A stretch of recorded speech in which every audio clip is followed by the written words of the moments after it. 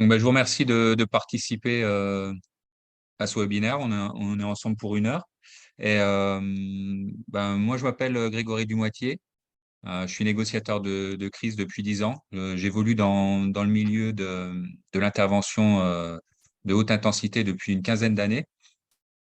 Et puis, parallèlement à ça, j'ai monté ma société en auto-entreprise dans le domaine du coaching, de la préparation mentale et de la gestion de crise.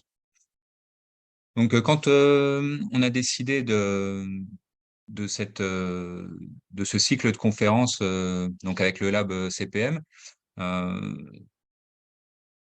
à propos de la qualité de vie au travail, ce qui m'a tout de suite, qui est tout de suite venu à l'esprit, c'est cette thématique du risque suicidaire en fait, et du risque suicidaire plus particulièrement ici en entreprise qu'on va développer pendant un peu moins d'1 heure. Donc, parce que c'est quelque chose qui me touche particulièrement. Dans le cadre de mon travail, j'ai affaire à beaucoup de personnes suicidaires. Je suis intervenu sur beaucoup de personnes qui étaient en plein passage à l'acte. Et la réflexion que je m'en suis faite, c'est que dans la société en général, on a une méconnaissance de cette thématique qui est dramatique en fait. Et cette, euh, cette problématique-là, elle est meurtrière. Et avec peu de connaissances, en fait, on peut influer sur, sur les destins de certaines personnes. Et je crois que c'est notre responsabilité à tous d'en parler. En parler, en fait, c'est lutter contre le suicide. Donc, ça me tenait particulièrement à cœur. En plus de ça, comme énormément de Français, j'ai été personnellement impacté par, euh, par des événements de ce type-là. Donc, c'est pour ça qu'aujourd'hui, j'ai décidé d'en parler. Donc là, ça fait environ 3 minutes que je vous parle. Et là, ce qu'il faut se dire, c'est que quelque part en France, il y a une personne qui vient de tenter de mettre fin à ses jours. En fait, c'est ça la réalité. À la fin de cette heure, eh bien, il y aura 20 personnes qui auront tenté de se suicider et une personne qui en sera décédée. Donc, le suicide en France, c'est 3 fois plus de morts que les accidents de la route. Donc, quand on voit les campagnes de prévention qui sont faites pour la sécurité routière, on peut s'interroger sur ce qui est fait contre le suicide. C'est pour ça que c'est important et que là, on n'est pas très nombreux, mais si vous relayez l'information à votre niveau, on sera de plus en plus nombreux et moi, je crois beaucoup à l'effet papillon. Donc voilà, pour situer un petit peu en France, tout n'est pas négatif, hein. Depuis 20 ans, il y a eu quand même un recul du suicide. Et, et toutefois, en France, sur les dernières années, on reste constant. On reste constant alors qu'en Europe, la plupart des pays arrivent à faire reculer. Donc il y a un problème chez nous, c'est pour ça qu'on est peut-être que 3 aussi. Alors le lab CPM n'est peut-être pas encore très, très connu, mais ça viendra. Mais il y a cette espèce de peur.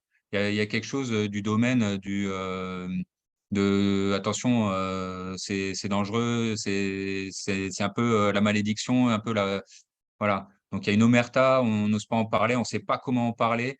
Et en fait, c'est aussi l'incompréhension. On comprend pas, c'est des gestes qu'on peut avoir, que beaucoup de personnes ont du mal à comprendre. Et ça rentre pas dans leur cadre de référence. Donc ce qu'on comprend pas nous fait peur. Et, euh, et c'est pour ça que c'est urgent d'en parler. Donc, ce qu'il faut savoir, c'est qu'un suicide endeuille à peu près, endeuille 7 personnes et va impacter durement une vingtaine de personnes de son entourage.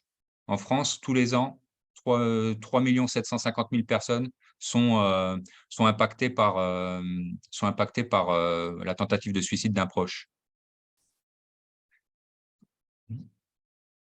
Donc,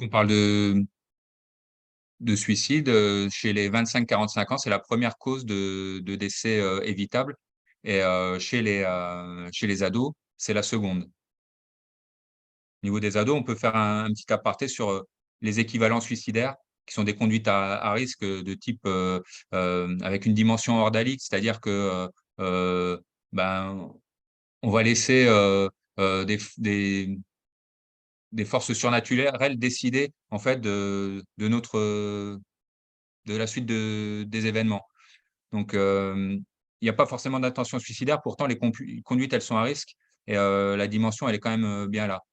Euh, donc, cette dimension-là, c'est l'épreuve que je m'inflige, elle va décider de la valeur de ma vie. En fait, pour les ados, bien souvent, ils sont un peu cernés par la mort, ils sont en, en rupture un peu avec la société et ils vont avoir, euh, ils vont avoir ces conduites-là pour, s'ils survivent, en fait, eh ben, ça va leur donner une décharge des déferlements d'hormones du plaisir. Et ils vont se sentir surpuissants et ça redonne goût à la vie, en fait. Et les tentatives de suicide chez les ados, bien souvent, c'est des tentatives de vivre. C'est ça qu'il faut voir. Donc, la prévention, en fait, elle va permettre de faire reculer ce fléau. En parler à notre niveau, ça va nous permettre de faire reculer, reculer cette,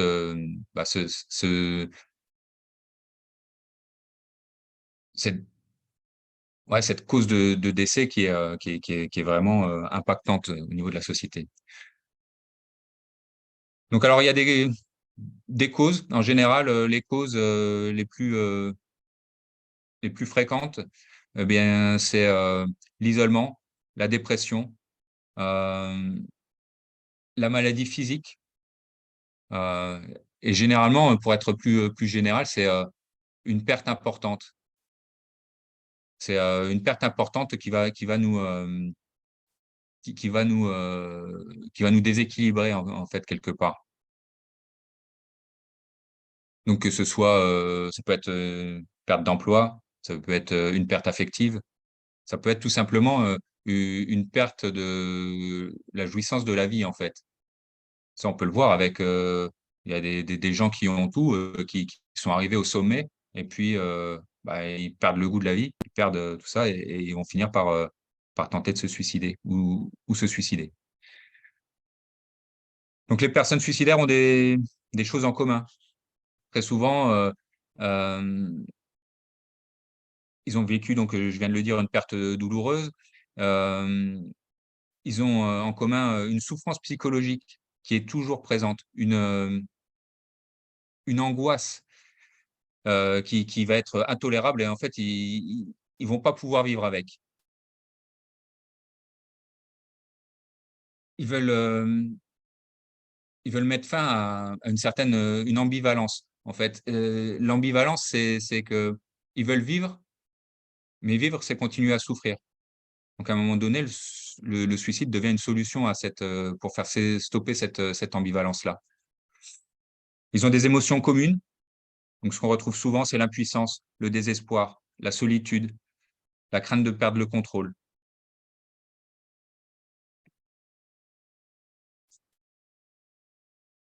Donc, les causes, l'isolement, on l'a dit, la maladie psychologique.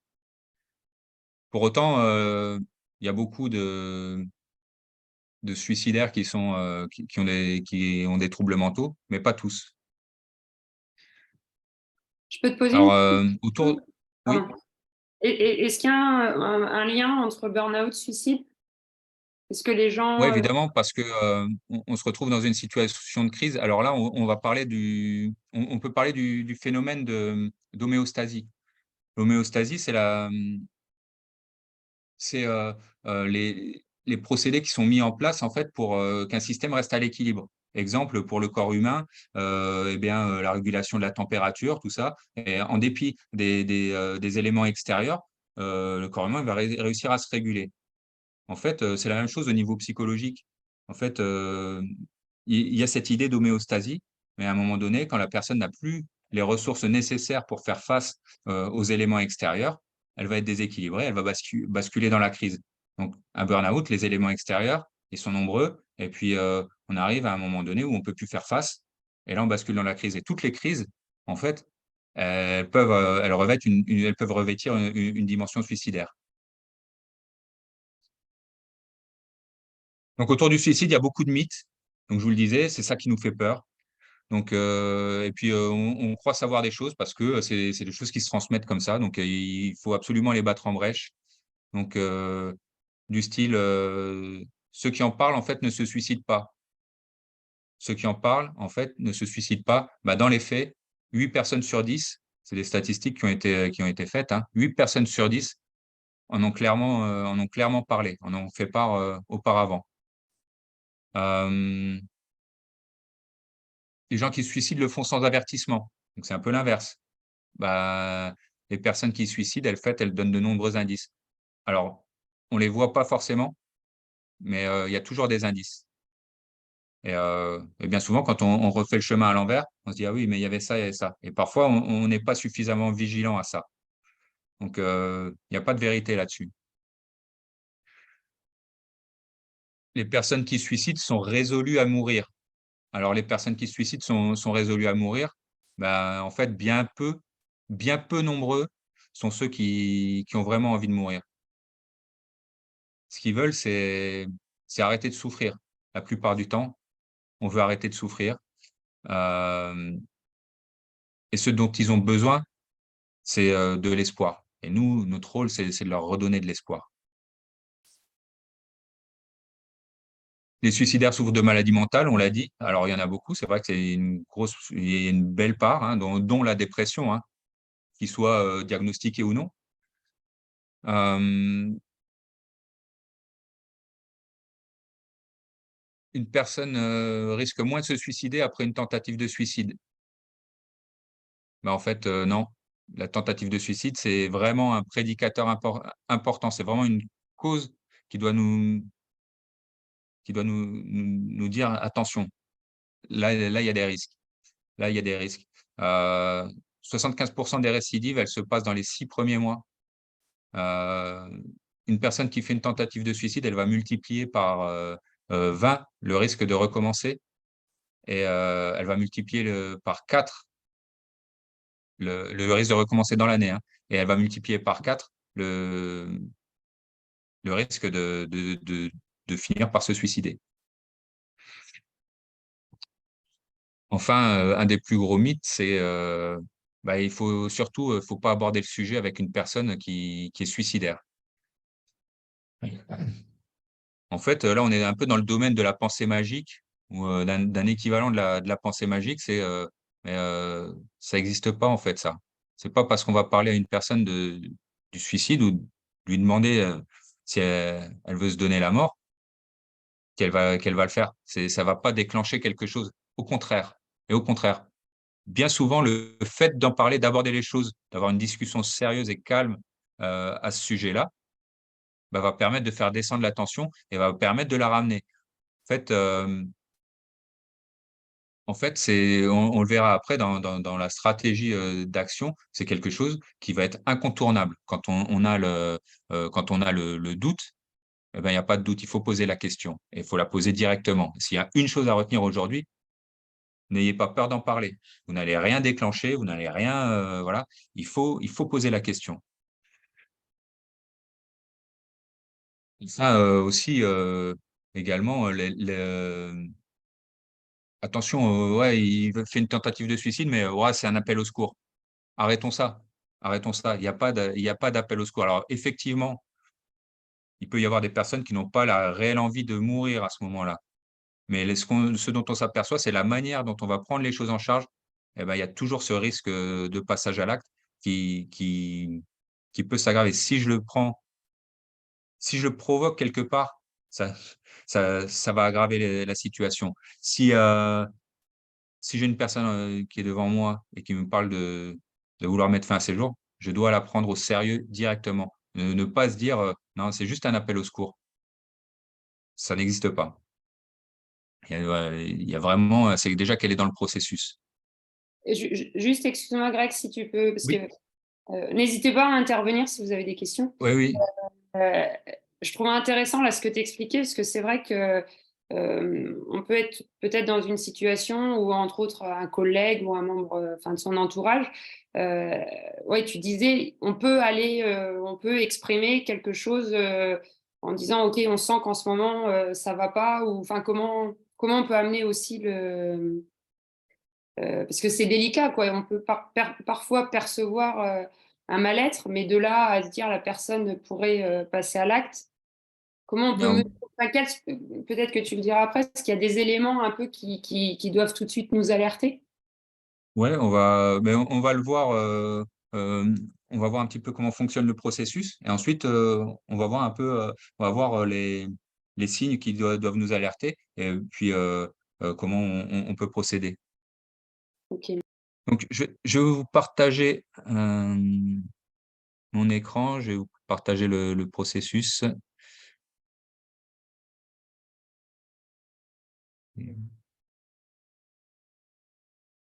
Donc, alors, mon bureau.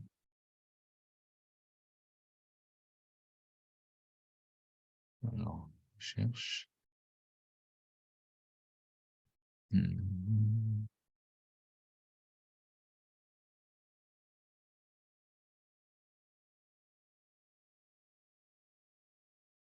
C'est pas ça.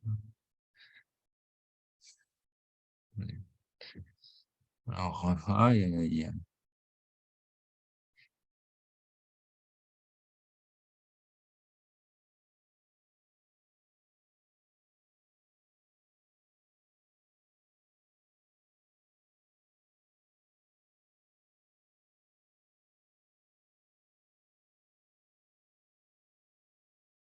Ok.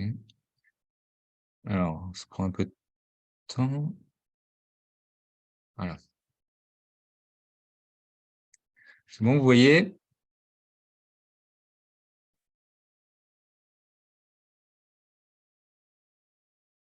C'est bon, tout le monde voit le schéma? Oui, c'est bon. Donc voilà, le processus suicidaire, comment ça se passe? Donc au départ, on a parlé tout à l'heure de l'homéostasie. L'homéostasie, on va être ici, et on va la perdre parce que on n'arrive plus à gérer. On n'arrive plus à gérer. Alors, c'est un phénomène qui peut toucher tout le monde, hein, ça je l'ai pas dit, mais ça peut toucher tout le monde, toutes les classes de la société. C'est répandu dans le monde entier. Le suicide, c'est quelque chose qui touche vraiment tout le monde.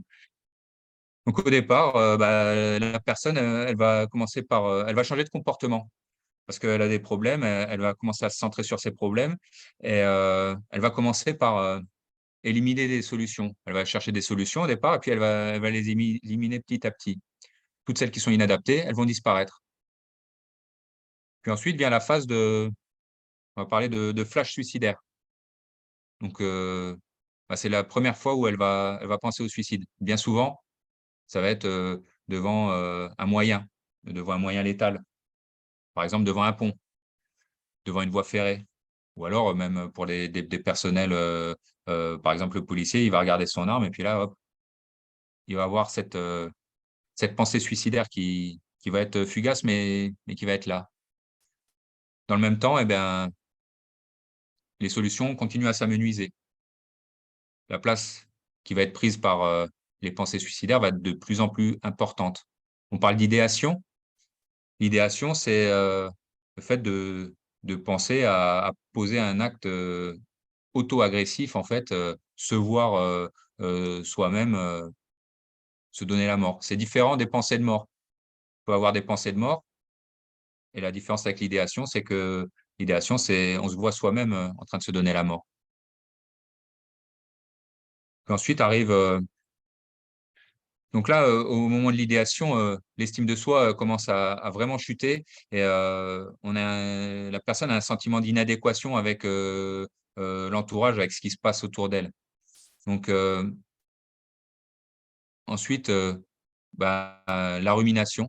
Donc là, les pensées, elles sont tout le temps là.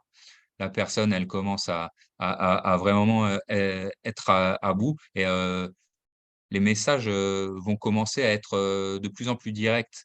Hem et ça va conduire à la cristallisation, où là, la seule solution à ses problèmes, c'est le suicide. Donc à partir de là, eh bien, il va y avoir une élaboration d'un plan d'action, en fait, et une recherche active de moyens. On en arrive à ici, le COC, ça veut dire comment, où, quand. Quand la personne qui est suicidaire a déterminé le plan, comment elle va se suicider, où elle va le faire et quand, l'urgence, elle est absolue. Parce qu'après, derrière, ce sera le passage à l'acte.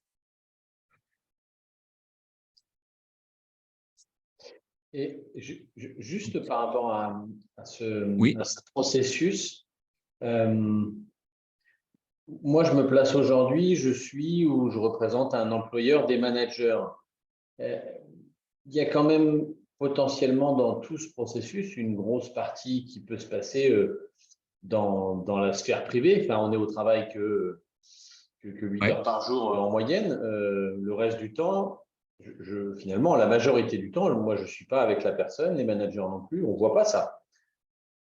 mmh, Et, enfin, je trouve que c'est d'autant plus délicat en tant qu'employeur que d'arriver à identifier ça, d'autant plus si les sources, elles sont en dehors du travail, liées à un événement familial, je ne sais pas quoi, mais bien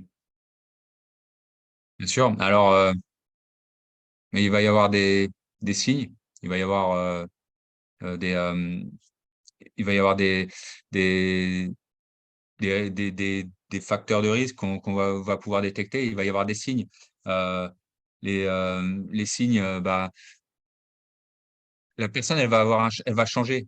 On La première des choses, c'est constater qu'elle va mal. On voit qu'on a une personne, dans la au travail, qui va mal. On va le voir, en fait, les gens qui sont, en équipe. En fait, alors, aujourd'hui, à l'heure actuelle, bah, je suis bien placé pour en parler, le coaching, c'est en vogue, la bienveillance, le truc et tout, et on s'aperçoit que, bah, là, en fait, on demande juste aux gens, seule chose que je dis moi, c'est juste être humain, en fait, juste prêter attention à l'autre, et en fait, on s'aperçoit que parfois, ben, on travaille ensemble, mais on prête pas attention, et effectivement, il faut prêter attention là, et après on a des collègues qui sont plus proches que d'autres, et c'est pour ça qu'il faut diffuser, tout ça. Peut-être que quand on a un poste hiérarchique qui est, plus élevé, on est un peu en retrait par rapport à ça, et effectivement, on peut pas s'en rendre compte. Mais pour autant, si on parle d'une entreprise au sens large, les collègues, ils doivent le voir. Il y a des signes qui trompent pas. Hem Il y a des personnes qui vont savoir demander de l'aide, il y en a qui vont être, évitantes, il y en a qui vont être, trop fiers pour le faire, et à chaque fois on va utiliser il va falloir, se rapprocher d'elles. Hem, les signaux d'alerte, ça va être, la personne qui va se désinvestir, professionnellement. On va voir, peut-être ses, comment la qualité de son travail, chuter, brutalement, des retards fréquents, hem, soit un manque d'énergie, soit à l'inverse, une hyperactivité, heu et puis l'isolement. L'isolement, c'est une personne qui est complètement, isolée, ça doit alerter. Heu, on l'a dit, les émotions, qu'elle va transmettre, du découragement, de la tristesse ou, irritabilité, elle va s'emporter beaucoup plus, facilement, elle va être, beaucoup plus agressive qu'à l'habitude. Au niveau de sa tenue vestimentaire, elle va être peut-être, plus négligée. Elle va porter moins d'attention à son hygiène. Tout ce qui va être consommation d'alcool, de drogue, les toxiques. Elle va s'intéresser beaucoup plus à la mort, aux armes, aux médicaments. Heu, il y a d'autres signes encore, qui là sont encore, hem, peut-être presque plus alarmants. C'est la personne qui met, toutes ses affaires en ordre. Elle met ses affaires en ordre, elle va faire don, d'affaires, qui lui appartiennent, sans raison. Donc, tout ça, ce sont des facteurs de risque. des signes qui doivent nous alerter. Donc, que ce soit dans le cadre du travail, ça peut se voir aussi. Alors moi, ça fait des années que j'ai envie de faire une action à ce niveau-là. Et notamment suite à une discussion que j'avais eue avec mon épouse. Elle était responsable de magasin pendant très longtemps. Et elle a une collègue qui l'appelle une fois, qui est une autre responsable de magasin et qui lui dit: «Écoute, Anaïs, j'ai un problème, j'ai une nana de mon équipe en entretien, elle m'a parlé, elle m'a dit qu'elle veut se suicider, quoi». Donc elle bonne réaction, hein, elle a essayé de faire ce qu'elle pouvait avec ce dont elle disposait. Elle a été un peu humaine, mais elle était un peu perdue. Donc ça a fini quand même par essayer de donner le bébé à quelqu'un d'autre, à essayer de se défaire de ça, d'éluder un peu le problème. Et puis, elle a fait ce qu'il fallait faire, elle a appelé son responsable régional. Réponse du responsable régional: «Écoute, je vais appeler le service juridique et puis on verra ce qu'on fait». Donc voilà, quand je vous parle d'humain dans l'entreprise, voilà, des réactions comme ça, en fait, il faut juste être humain et c'est pas le service juridique là qu'il faut appeler clairement. Et des réactions comme ça, on en trouve beaucoup, quoi. Et c'est un peu, c'est un peu malheureux. Et justement, alors par rapport à ça, qui sont éventuellement les interlocuteurs pour un dirigeant, pour un manager? Parce que, en effet, là, une situation comme tu décris, on peut se retrouver avec. Tu parlais tout à l'heure de la peur de mal faire. J'imagine tout de suite que dans l'entreprise, derrière, il peut y avoir un truc du genre j'appelle le service juridique, comme ça, s'il y a passage à l'acte, on ne sera pas. Enfin, on Oui, chargera pas voilà. l'entreprise. Donc, En fait, c'est une crise suicidaire, c'est à propos de la personne. C'est pas à propos de nous, quoi. Et on a tendance à vouloir se protéger. Il y a ce réflexe-là. À un moment donné, voilà. Est-ce que après, on parle qualité de vie au travail. Si je commence à réfléchir comme ça, c'est peut-être que je me dis qu'il y a quelque chose qui fonctionne pas bien là où sur le lieu de travail, quoi. Parce que si je pense que j'ai une responsabilité dans le truc, ouais, effectivement, ça peut être problématique. Donc c'est pour ça que tout le travail qui doit être fait en amont est très important sur, comment est-ce que les gens se parlent, comment est-ce que qu'est-ce qu'on sait les uns des autres, en fait. Et tous les exercices de cohésion, de tout ce qui peut apporter de la cohésion, permettre aux gens de se connaître vraiment les uns les autres. Je pense que ça peut vraiment faire reculer, ce truc. Donc vous voyez, il y a quand même, beaucoup de signes. Heu, il y a des facteurs, qui sont aggravants, si la personne a déjà fait des tentatives, si elle a des troubles mentaux, si, il y a des suicides dans la famille. Hem Voilà, si la personne, elle a des moyens létaux qui sont accessibles dans certaines entreprises, voilà, c'est vrai qu'il y a ce qu'on appelle des hotspots, hein, des endroits où, c'est vraiment facile, heu et définitif. Donc,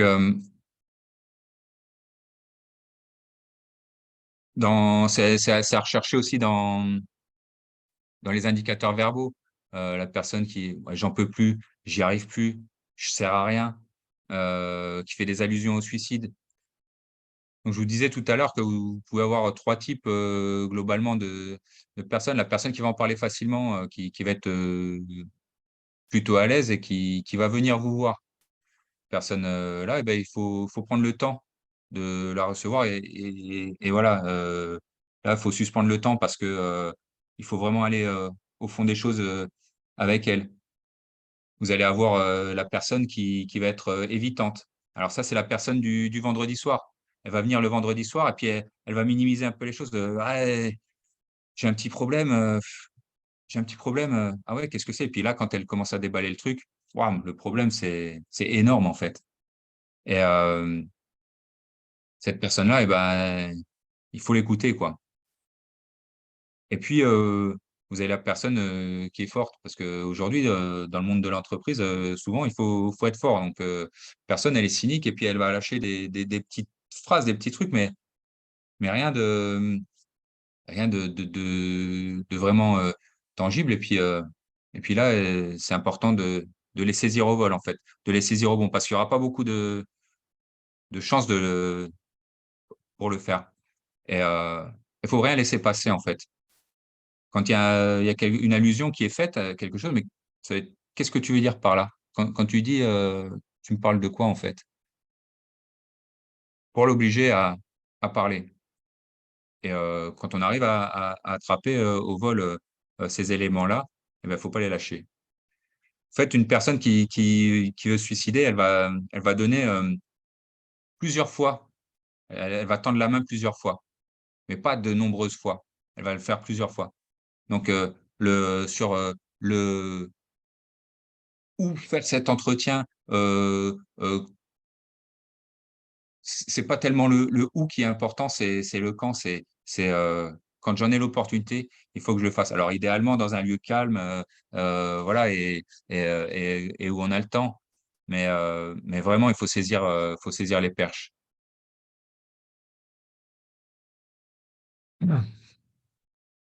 Alors, pour intervenir, souvent, on a peur de pas savoir quoi dire. On a peur d'être intrusif, peur de provoquer quelque chose.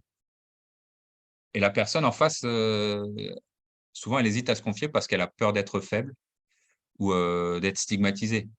Parce que vouloir se suicider, c'est être faible dans l'imaginaire. Cette peur de ne pas savoir quoi dire, il n'y a rien à dire en fait. C'est surtout vraiment écouter, vraiment se mettre au service de l'autre et l'écouter et l'épauler. Donc, il n'y a pas tellement de choses à dire finalement. Donc, faut pas en avoir peur. Et puis, on se dit, je suis pas légitime. Mais si c'est moi qui me suis aperçu qu'il y avait quelque chose qui tourne pas rond, de fait, je suis légitime. De fait, je suis légitime à le faire et il faut que je le fasse.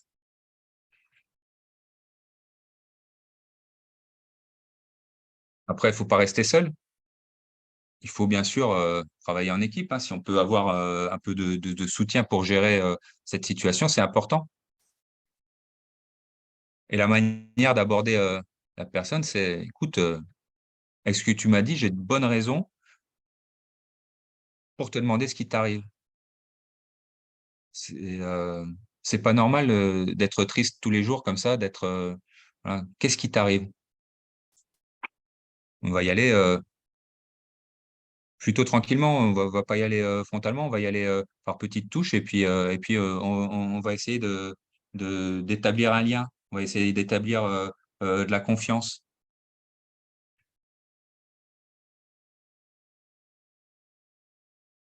Et il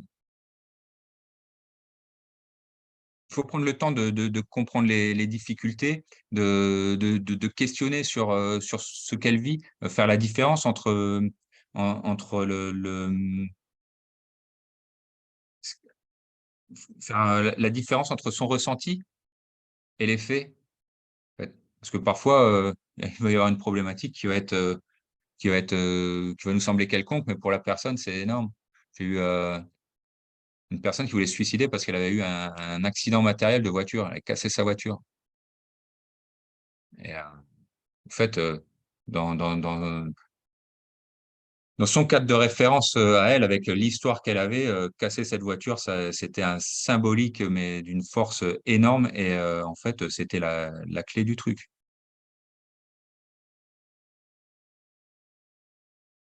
Bien souvent, les personnes vont avoir honte, donc faut atténuer cette honte. En fait, il est possible quand on souffre comme ça, d'en arriver à vouloir se suicider.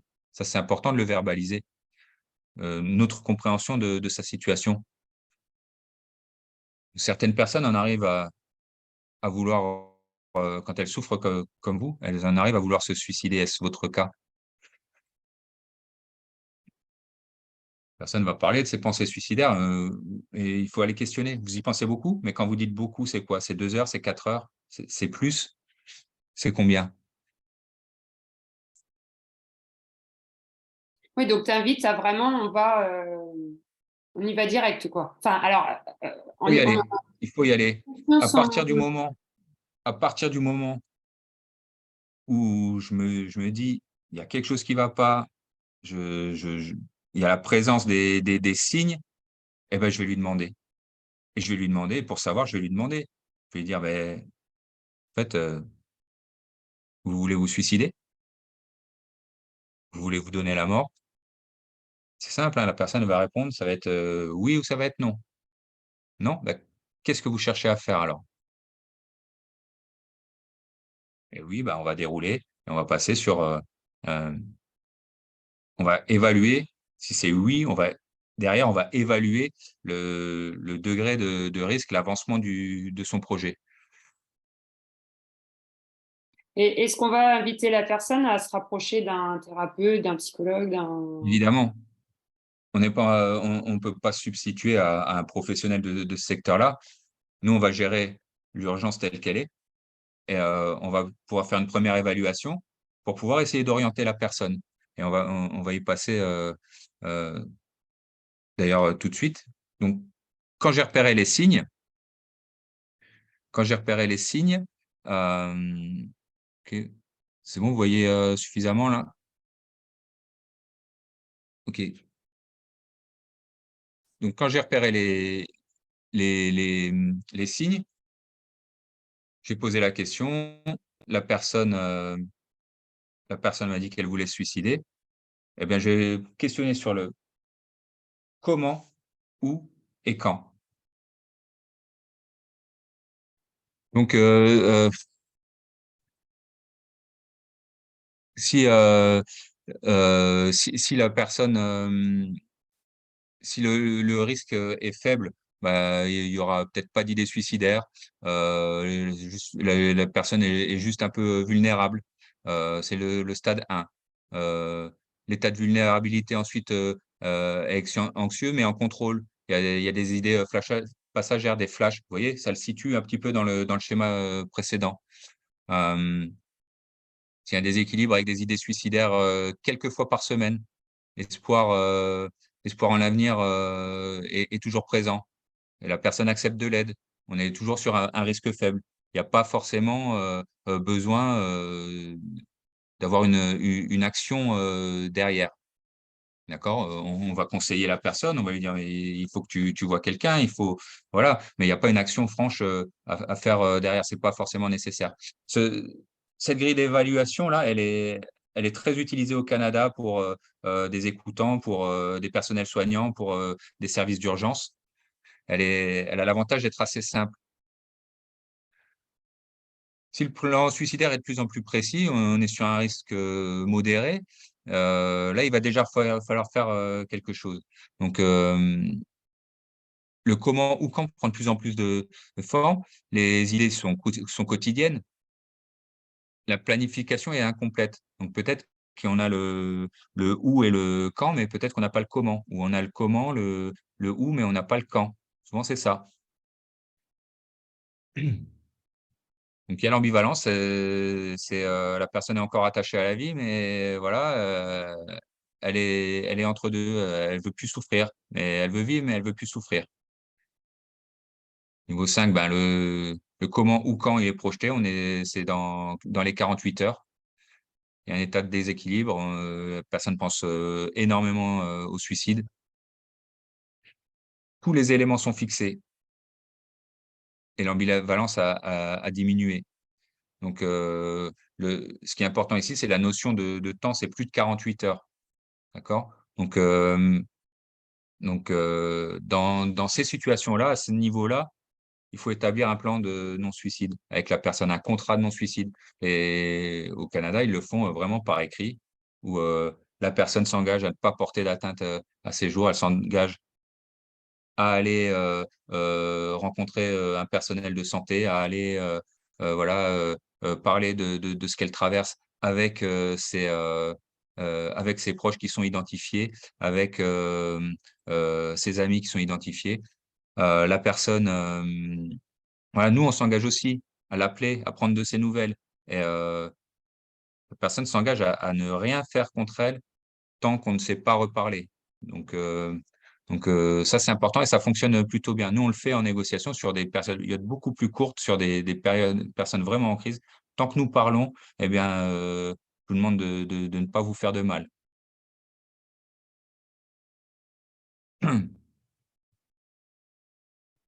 Ensuite, on arrive sur les risques élevés, hein. Donc, c'est moins de 48 heures. C'est la personne elle est coupée de ses affects, la planification est complète, elle a le moyen de le faire. Si c'est dans l'immédiat, ben, on passe encore un stade. Euh, si la tentative est en cours, c'est le plus haut niveau. Donc, la personne a commencé. La personne, on parle de suicidant. Quand l'acte est commencé, on parle de plus de suicidaire, mais on parle de suicidant. Donc, la tentative est en cours et il y a une intervention médicale qui sera requise. À ce moment-là, quand on est dans ces niveaux-là, 6, 7, 8, là, eh bien, on ne laisse plus la personne seule. Là, c'est l'urgence absolue. Donc, là, il va falloir absolument qu'elle ait des soins. Il va falloir absolument qu'elle voie un service d'urgence. Donc, centre 15, la personne, il faut qu'elle accepte. Il faut que ce soit volontaire. Donc, on va essayer de la faire accepter. Mais parfois, elle peut être réticente parce qu'elle a peur, parce que voilà. Mais si elle accepte pas, eh ben, il faudra le faire quand même. Il faudra quand même faire venir, appeler le 15. Ils enverront soit une ambulance, soit les pompiers, et pour gérer la personne. Et à ce moment-là, dans cette phase-là, si la personne n'accepte pas, il faut continuer à être entourant, être empathique, être bienveillant pour vraiment la faire changer d'avis. Euh, et, euh, et on la laisse pas, quoi. On la laisse pas. Euh, voilà pour ça, vous voyez, c'est plutôt assez simple, hein, comme évaluation. Et, mais ça a le mérite de, de se faire assez facilement.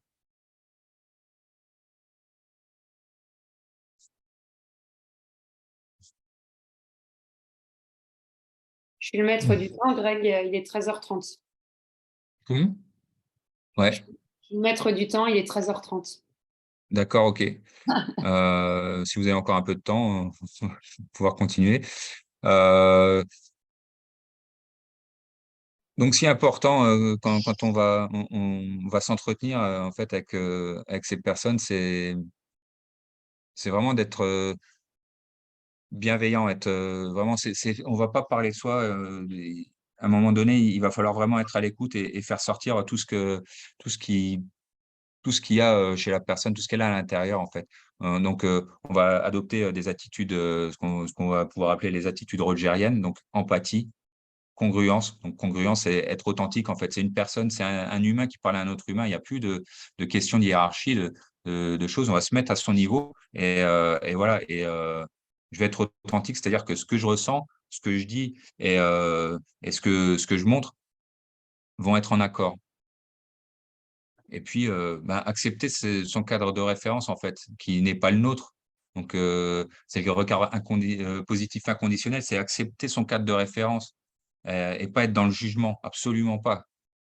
Donc, on va se synchroniser, on va aller à son rythme. Bien souvent, les personnes sont dépressives, elles sont un peu ralenties. Allez à son rythme, prenez le temps.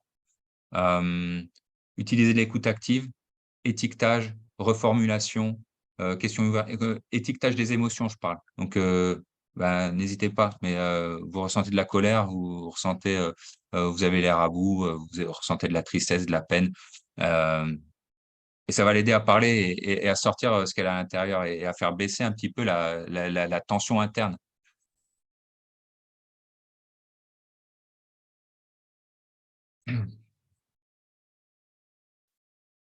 Donc, si les risques sont présents, on l'a dit, demandez directement. Non, qu'est-ce qu'elle souhaite? Oui, on passe à l'évaluation. Et puis ensuite, on va s'intéresser au problème. Ouais, un problème à la fois. On va commencer par le plus important. Et tout de suite, on va offrir de l'aide. La proposition d'aide, elle doit être immédiate. On va aller rechercher les accroches. Qu'est-ce qui est positif dans sa vie? Quels sont ses centres d'intérêt? Qu'est-ce qui la retient en fait? Quels sont les éléments qui la retiennent? Bien souvent, il ne s'agit pas de convaincre la personne ou de la provoquer. En fait, souvent, ce qu'il faut, c'est juste lui faire un pas en arrière. Donc, juste la raccrocher. Les personnes qui sont dépressives ou en crise comme ça, suicidaire, bien souvent, elles sont incapables de voir de retrouver du positif. Donc, nous, on va pouvoir les aider à aller rechercher ça. On va bien sûr déterminer sa motivation. Quel est le sens de son acte? Qu'est-ce qu'elle essaye de faire? Qu'est-ce qu'elle essaye d'accomplir? Ensuite, on va développer une alternative pour, ça va permettre de réduire les traits de crise. On va explorer avec elle toutes les solutions qu'elle a, qu'elle a essayées. Et qu'est-ce qui s'est passé? Comment ça s'est passé? Et on va explorer, mais la dernière fois que vous avez déjà eu des moments difficiles comme ça et qu'est-ce qui s'est passé à ce moment-là? Comment vous en êtes sorti? C'est important de ramener sur des moments où elle s'est sortie d'affaire. On va toujours se poser du côté de la vie, en fait. Donc, donc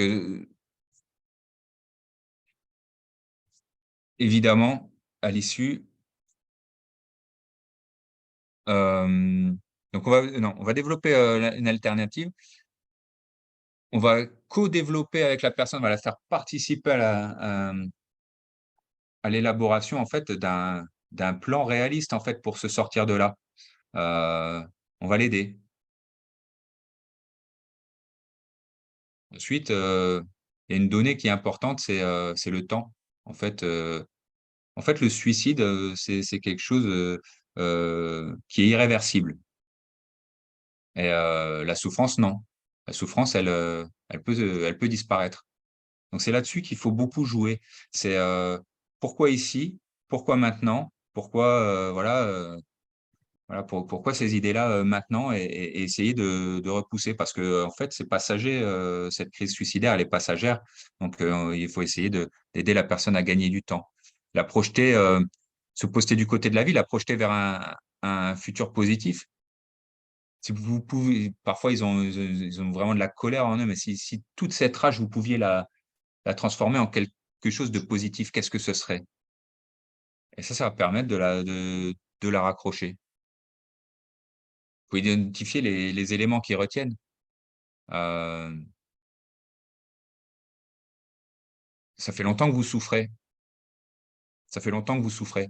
Vous avez besoin de beaucoup de force pour tenir aussi longtemps. Qu'est-ce qui vous a aidé à tenir? Et là, peut-être qu'elle va se livrer, peut-être que voilà. Une fois, moi, j'ai récupéré une personne, parce qu'elle avait un chien, en fait. Donc en fait, bah, c'est mon chien qui m'a aidé à tenir, en fait, schématiquement, c'était ça. C'est mon chien qui m'a aidé à tenir. Ah ouais, mais votre chien, qu'est-ce qu'il va devenir sans vous? Qu'est-ce qu'il va devenir sans vous? Et là, bah, son plan, bam, il était bien huilé, sauf que, bah, il avait pas pensé à ce qu'il allait faire de son chien. Et ben, hop, on a réussi à à le désorganiser son plan. Et là, du coup, bah, on a gagné du temps et on est sorti de ça. En fait, vous voyez, c'est très simple. Il faut s'intéresser à la personne, il faut chercher et on arrivera bien souvent à quelque chose d'intéressant. Mmh. Voilà, après ce qu'on peut, dire, c'est que, forcément, Je suis désolé. forcément, il va falloir, faire Je vais vous appel, laisser. à des services Merci. à oui? Je dois vous laisser. Désolé. Bonne journée. Merci beaucoup. C'était très Ouais, intéressant. de rien. Merci. Au revoir. Au revoir. Donc forcément, il va falloir, s'intéresser, enfin, orienter vers des services d'urgence et parfois quand, ça bloque et ben, ce qui est intéressant, c'est de savoir comment ça se passe. En fait, suite à une tentative de suicide, une personne, qui va être orientée vers les urgences, généralement, ça va être traité en ambulatoire. Elle va ressortir, avant 24 heures.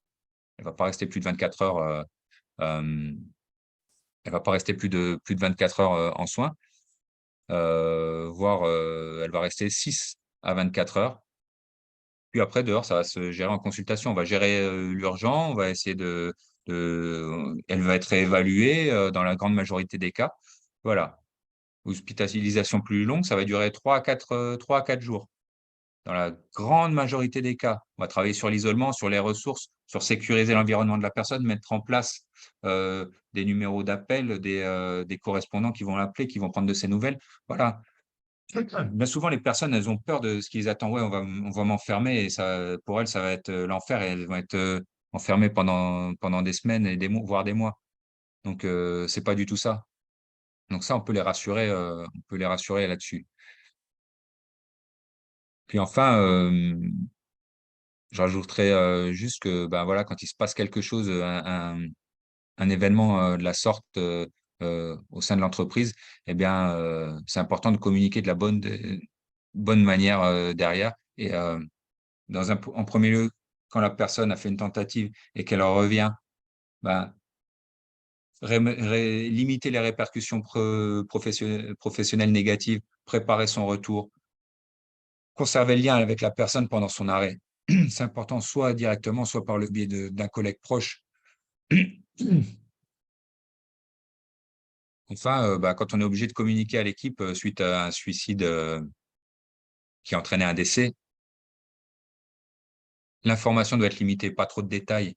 Faire attention à la médiatisation, ne jamais présenter le décès comme une réussite. La personne elle a pas réussi à se suicider. La personne, euh, même si on a connaissance qu'elle avait une vie difficile, faut pas présenter ça comme, bah, voilà, peut-être qu'elle est mieux, là où elle est, c'est une libération, c'était certainement une libération pour elle.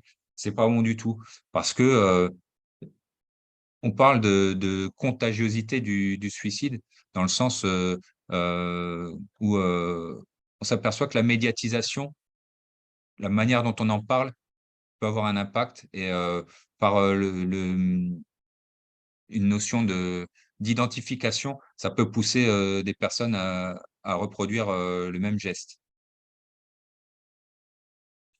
Il faut le présenter comme un acte complexe, qui est dramatique, qui est, qui révèle, une grande souffrance. Hem, Résumé à une cause unique, c'est toujours complexe et il y a toujours plusieurs choses. Hem, Ne pas le présenter non plus comme inexplicable. Il y a toujours une explication. Il faut décrire l'impact sur les familles. Alors de façon sobre, hein, mais il faut décrire l'impact sur les familles, que montrer que la gravité de l'acte et la souffrance morale qui est liée. La contagion, je l'ai dit, hein, ça procède de ça. Souvent, la médiatisation des suicides, ça a été prouvé, ça a été, documenté, qui a fait, exploser, le taux de suicide, le mois suivant. Je parle de la médiatisation à grande échelle, mais c'est le même phénomène, qui va se passer, à petite échelle. Et ce qui est intéressant là-dedans, c'est que l'identification qui joue, contre nous, quand la communication est mauvaise, elle joue pour nous quand il s'agit d'entraide. Quand, on montre, de l'entraide, l'identification, eh ben, elle va permettre de se soutenir tous ensemble. Et ça, dans la communication, il faut en tenir compte. Donc on parle d'effet Werther pour ce qui est, de la contagiosité. Donc, c'était un roman de Goethe, sur les souffrances du jeune Werther. C'était une histoire de couple, voilà, qui se finit mal, parce que, bah, lui, il est déçu et puis, il se suicide. Donc, ça avait entraîné un mimétisme des jeunes Allemands à l'époque, qui s'habillaient comme le couple, tout ça. Mais aussi, dans la dimension la plus grave, c'est qu'ils reproduisaient exactement le même geste que le héros du livre. Et à tel point que c'est devenu, énorme et qu'on appelle ça, ça a donné son nom à cet effet. Par exemple, Marilyn Monroe, son suicide, ça a fait augmenter de 12,5 le taux de suicide des femmes aux États-Unis et 40 à Los Angeles. C'est juste pour avoir une petite idée de l'importance du truc. Donc voilà, être, très méfiant par rapport à ça et être, et voilà, et bien sûr, individualiser la prise en charge des personnes qui étaient, si les personnes étaient présentes ou de l'entourage, en fonction de leur implication aussi. et libérer la parole. C'est vraiment ce que je retiendrai. Alors, il y a encore énormément de choses à dire hein, là-dessus. Je pourrais en parler encore longtemps. J'ai pas dit tout ce que je voulais dire, mais bon, je pense que on va malheureusement devoir clôturer. Ce que je vous donnerai, c'est encore le 3114. 3114, c'est le numéro national de prévention du suicide, et ça, il doit être connu de tout le monde. C'est vraiment important. Le 15, c'est le SAMU. Et le 112, c'est le numéro européen. Il y aura toujours quelqu'un au bout du fil et pour vous orienter, vous aider dans des situations pareilles. Voilà, je vais clôturer ce webinaire. Je vais prendre, si vous avez encore quelques questions ou si vous avez des observations ou voilà. Je vous laisse le mot de la fin. Merci Greg pour cette intervention. C'est un sujet délicat, donc c'est important d'avoir des éléments, c'est plus concret. Et moi, je retiendrai en effet cette notion d'aller vers la personne parce qu'en effet, moi, j'avais un peu cette croyance qui était est-ce que je vais pas voilà, rajouter de la Ouais. souffrance. Donc, je trouve intéressant d'avoir cette. C'est un soulagement généralement pour la personne d'avoir d'avoir quelqu'un qui la comprend. Ça ne veut pas dire que vous allez réussir, hein, mais voilà, il faut sauter de la tête que bah, voilà, des fois ça fonctionne pas, hein, malheureusement, hein, malheureusement. Mais c'est un phénomène qui est réversible. Même au dernier moment, c'est réversible. J'ai vécu des situations avec une personne à 4 mètres de moi, avec un flingue sur la tempe, en train d'appuyer sur la détente. Et bah, il est revenu. C'est réversible. Et voilà. Il y a de la statistique à donner aussi à ces personnes. Il y a des choses, des gens qui ont voulu sauter du Golden Gate Bridge. Sur plus de 500 personnes qui ont été rattrapées par les personnels, eh bien, vous avez fait des statistiques avec ces personnes qu'ils avaient retrouvées. 94% n'avaient plus tenté de passer à l'acte. Seuls 7% avaient refait une tentative. Il y a des choses comme ça. La- Sur les survivants, par exemple, des sauts de haute structure comme ça, sur les survivants, eh ben, ce qui revient systématiquement, c'est que dès qu'ils avaient sauté, ben, ils regrettaient leur geste, mais c'était trop tard. Donc il y a des choses comme ça qui peuvent permettre aussi de faire douter la personne à un moment donné et de se dire voilà, on a parlé hein, de l'ambivalence, hein, de se dire voilà, et si tu te rates, si tu rates ton coup là, imagine comme tu vas souffrir. La Ferry de Kidder qui avait pris fait une prise d'otage euh, et qui avait une dimension vraiment très suicidaire à Fresnes. Et lui, il voulait se faire tuer par la police, du coup, et il voulait pas souffrir. Donc ça, c'est des gros leviers hein, sur ce type de suicide. Il voulait pas souffrir, la personne a peur de souffrir. Donc là-dessus, on a des leviers. Voilà, bah, si et on va pouvoir clôturer cette session. Alors, je vous remercie pour votre présence. Et puis, bah, je vous dis à une prochaine fois pour le Lab CPM. La semaine prochaine, 12h30, Ouais, 12h30. Voilà. professionnel dans le management. Merci. Au revoir.